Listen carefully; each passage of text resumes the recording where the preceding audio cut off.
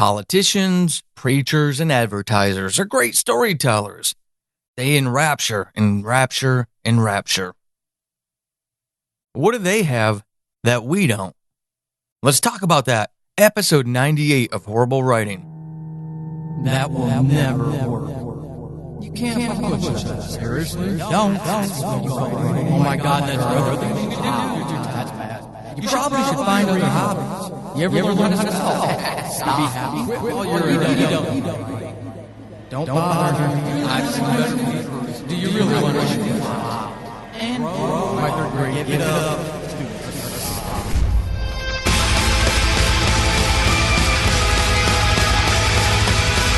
Welcome to Horrible Writing, the rawest, most candid, in-your-face writing show on the interwebs because none of us have time to suck. Let's do this.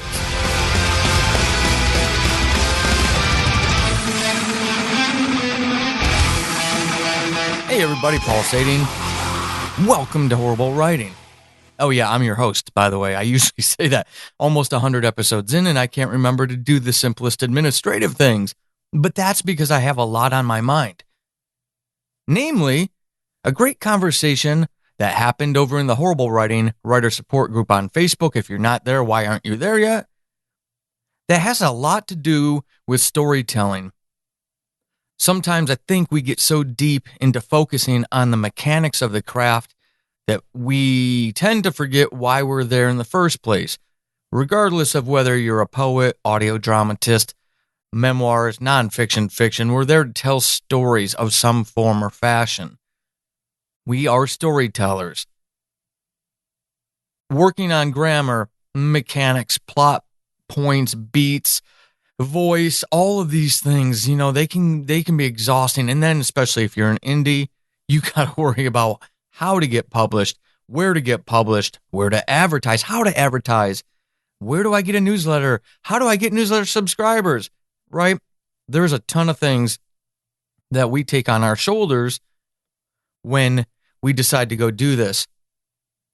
So, in that group, a wonderful member of the group, a wonderful writer, J.R. Rogers, had a great point from a recent political party's debate. Now, I don't like defining these things because I don't want to ostracize anybody. So I'll keep it very general. But her point was right on, right? That advertisers, preachers, and politicians are great storytellers. That's how they get movement. They weave a story, and they do well with that type of stuff. What do they have that a lot of us writing types struggle with that we could do better? It's that, in JR's point was about the power and effectiveness of story, and I agree with her.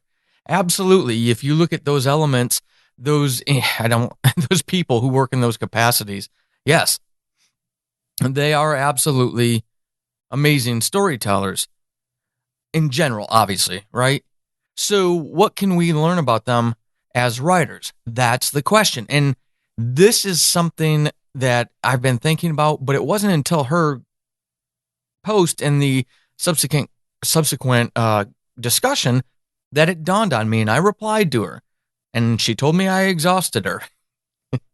But it was very clear to me, because obviously I've been thinking about it forever, because I'm not very sharp. I need a long time to come to conclusions on things. But there's a reason why, and it's apropos to writing and finding that following, sustaining that following, finding those fans, like the true fans, the people who love your stuff, not because it's free, but they maybe find you because you have free stuff out there, but they stay with you because they love what you're doing. And here's my argument about it, right? And I want to break them down into the different sections to really make this kind of resonate, I hope, with you, regardless of where you stand on these, because I do realize, with the exception of advertisers, that this can be polarizing, topically speaking, and I don't want to push anybody to the fringes. So you think about this the way you need to, but entertain me. We talk about politicians, right? as one of these wonderful storytellers.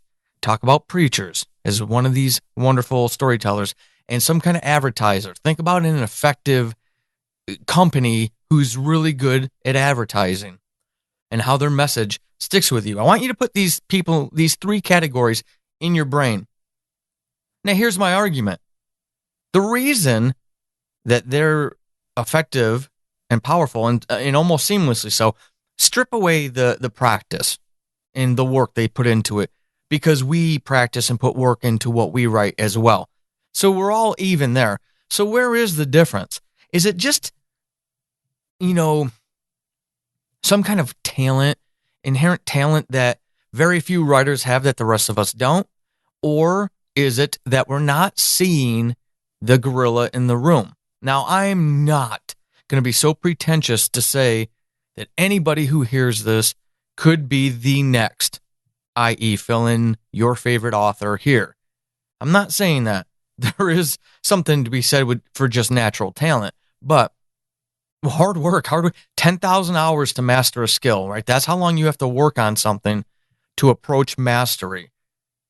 So a lot of those people that we admire and adore, a story didn't fall out of their face in the elegant prose or whatever it is about their writing that you adore, that you love.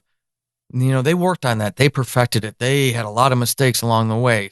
So, all work being the same, what is the next element that they have, the preacher, the politician, and the advertiser? What do they have that we don't? Maybe.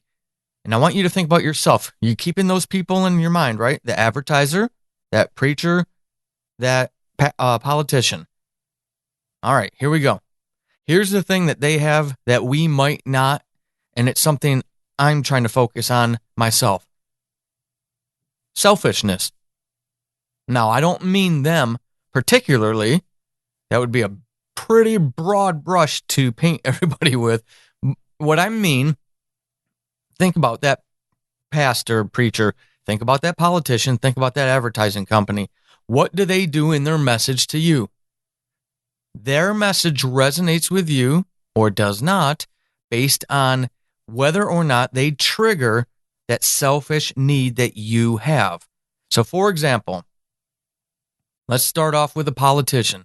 Just pick a side, okay? Whatever the side is. Let's just say the left, the liberal side. Their effective storyteller will get people ramped up, impassioned, ready to get to the voting booth and move, right? So you've got that segment that's moved by a speech or whatever it may be. But that doesn't mean everybody, because the conservative people on the right it's not resonating with them, because that plea, that message didn't trigger their selfish desires / needs. And vice versa. The right does that and moves their voting base, and the left doesn't respond that same way. They don't all of a sudden become right-leaning conservatives, right? If anything else, and maybe in this day and age, pushes people further apart. And what about that preacher? If you've ever been religious and if you've ever gone to a service of whatever denomination you may or may have been, you've seen it. You've seen people moved by a pastor's storytelling. Why? Because the pastor is using themes and language that triggers the selfish desires and needs in you and in those people who are reacting. But if you put an atheist in the middle of that congregation, most likely they're not going to respond at all, or definitely not to the level that the parishioners are, because it doesn't flip that switch for them. And then the advertisers.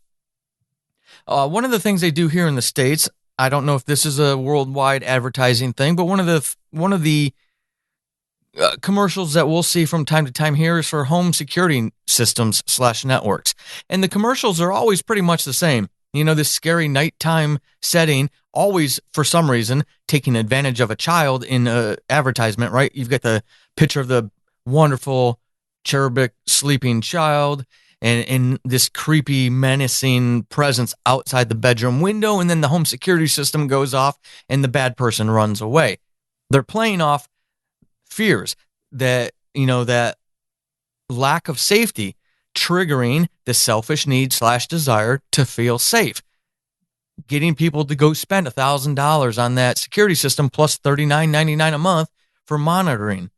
Whereas somebody living in the middle of Kansas, because I've lived there, so I can mention Kansas, they're doing the dishes while that commercial's on, and it's not even piquing their interest. They don't even hear the commercial because it doesn't appeal to that selfish need and desire. Matter of fact, they go to bed at night and their front door's not even locked because that's how they live. So that's why I believe those people are easy examples of effective, powerful storytelling. Doesn't mean that we shouldn't study how they do it, but that's a different conversation. This conversation, what I need is for you, my horrible writing family, to understand that they have that advantage, but they don't own that advantage. We can do that too. Look at your current work. How is that appealing to your reader's selfishness, the reader's selfish desires and needs? Is it? Is it not? And try to be honest with yourself, analytically neutral. What this story does, whatever form that may be. You could be an author, audio dramatist, whatever. You've got this cool story. Yes, it's cool, but does it appeal to your fan base's selfish needs and desires? If it does, it becomes effective. If it doesn't, not so. An easy example for me to think of, and it may not resonate with all of you because some of you might not listen to podcasts, but if you think about LGBTQ plus audio dramas, they're very, very popular for the last year and a half-ish. Very popular. One comes out and the branding and the message and all the messages, social media messages that are coming out, don't necessarily focus on the story as much as they do that this character or these characters are LGBTQ plus characters. And they get immense support right out of the gate just because of that. Then they've got to earn it with the story. But it starts out with that. They, for over the last year and a half that I've been watching, are very effective at leveraging the selfish need and desire of their fan base to draw that attention for themselves. What is your fiction doing? What do your fans want? What are their selfish needs and desires? My moment of epiphany, some of you have checked out my older stuff. So Atheist Apocalypse is an audio drama. It's a satirical comedy in a fictional place in nowhere America with a news crew with all these outlandish, just silly things that happen, and they report on it. And it was really political satire. The entire show was created, written for that purpose, told as it was for that purpose, to communicate that, hey, folks, we don't have to buy this lie that you have to vote for either this party or that party. There are other options, and those options would be viable if all of us started seeing that. Right? That was the entire message. It was highbrow, even though the comedy was stupid, because I love stupid comedy. You think Napoleon Dynamite, that's the kind of comedy I love. And what I realized was from that is it didn't dwindle, because that was one of the first things I did. But the fans who have come after don't necessarily go back to that and check it out, though they will go back to my other earlier work and check that out. And it's because it makes them think, it challenges their biases and their assumptions and their preferences, and it makes them look in the mirror sometimes. And I like that in my fiction. I like when a creator makes me do that. That's not necessarily what people like. And I had a conversation with somebody I really respect once, and he was talking about Rip, the book that'll be coming out summer 2019. He read it as a script form way before the podcast, the Subject Found Season 2 podcast came out. And he loved the story. And he said, I don't remember the entire conversation, but one of the reasons he loved it is because he looks for fiction to be entertained and entertained only, and he doesn't want to think at all. So I started deliberately writing things like that to test that theory. Is he alone or not? And I realized I'm coming back out of my high horse that just because highbrow stuff works for me, the vast majority of people don't want to be asked or forced to think in their fiction. They just want to be entertained, and they want things that will entertain them. This is a bigger discussion, right? Because a horror crowd, which is what I have established, a dark thriller horror crowd, grim dark type stuff, what their needs and desires are might not cross genres when I start getting into fiction later this year / next year. Or not fiction, sorry, fantasy. When I get into fantasy later this year / next year. That's analysis that I have to do. So how do you do this for yourself? You got to know who your fans are, who is reading your stuff, who is listening to your stuff. That's where social media comes in. Start interacting with people, finding people. You can leverage that for surveys, getting surveys out, getting to know people, asking the questions. You don't come out and say, hey, what is your selfish need or desire? Because people aren't going to respond well to that. I don't put any negative connotation on selfish need and desire. It's a fact. People are selfish. We all are. Tested in the extreme, we will all do what's best for ourselves at some point. It just depends on what that sliding scale is. So it's not a negative thing for me. It's our nature. It's a survival instinct. So finding out what makes them tick. What do they look for? When they read your romance novel, what are they looking to get out of it? When they read your fantasy, is it because they live in the middle of New York City and they're tired of being surrounded by concrete and steel? And when they read fantasy, whether it's medieval fantasy where they can get out into a forest or a fantastical medieval world, or maybe it's more contemporary fantasy where they're on another planet and, the trees are 700 feet tall and the butterflies are as big as a Boeing, right? Maybe they need that physical / mental escapism from their concrete jungle. You have to be talking to your fans to know what they want. So again, social media, surveys, through your newsletter. Start sharing stories. See what kind of responses you get back. Don't go asking for information from people. Give of people and see what you're getting back. And once you've established that relationship, that's when you can start asking more pointed ones. Set up a Patreon. See who you get. I don't care if it's one person. See who you get there as you're giving them things, and have those conversations and listen to what people are saying. Keep your mind open. Dive into their responses. If they say something, if something really pings them and they're enjoying it, why are they? Check in on that. Especially patrons. They care a lot. They want you to succeed. They can be one of the most critical things you do for yourself. Get to know your fans. Listen to them. Stop thinking, stop projecting. Shut down your volume control and just be on the receiving end of things and see what resonates with people. You will learn. It takes time. So if you're early in your writing journey, guess what? I'm going to say next. Now is the time to start. You have that advantage. Even if you have nobody and you've got 11 Twitter followers, it doesn't matter. Now is the time to start. If you're longer down the road, you know what comes next, right? You needed to start yesterday. You can't do anything about that. So what do? You start today. Make this a priority. If you want that powerful storytelling that's effective, this is the thing that sells books. We struggle, especially those of us who are indies, with all the other things we have to do. And we sometimes complain about having to pay to play, right? We got to pay on all these advertising platforms.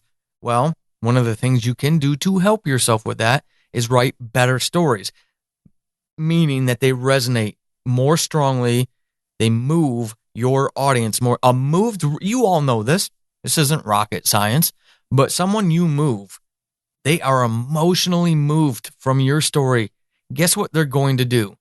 The next time they're at a party, they have a cookover, they're sitting with a friend at coffee, at some point, your product is going to come up. They're going to tell people about that. That's effective, powerful storytelling. Don't overlook your audiences, your fans. Don't worry about every fan. Worry about your fan, even if it's one. Worry about what their selfish need and desire is. There are others like them out there. Start aiming it at them, and it will soon, well, I shouldn't say soon, but it will begin spreading. It takes time. It takes a lot of legwork, but these are things we can do. I hope this is helpful and has been insightful for you, and I hope I get you thinking about this stuff. Since it's not my fiction, I do want you to have to think. And you should want to as well, right? Obviously. So, because I'm going to be thinking, I'm doing a lot of analysis now, even deeper, trying to anticipate this fantasy curve that I'm going to be doing here in the near future, and realizing I'm positioned for fans of Paul Sading's fiction, not necessarily fans of Paul Sading's fantasy. And if that's going to be my future, or at least a significant portion of my future, wow, I need to figure that out and figure it out soon. So, until episode 99, last one in double digits, please go leave a rating and review for the show. Those help. We need them. Please leave more. Make sure that you subscribe to the Stories We Tell. If you're not listening to that, you're missing out on amazingly diverse fantasy, flash fiction from the Horrible Writing group of writers. There's over 400 of us, and each month we give you over 10 stories now. Episode 3, 4, 5, 6, 8. I think we're all the way up to 8 now as far as the work I have to do. All have at least 10 different writers on it, and that spans the diversity spectrum. It's really awesome.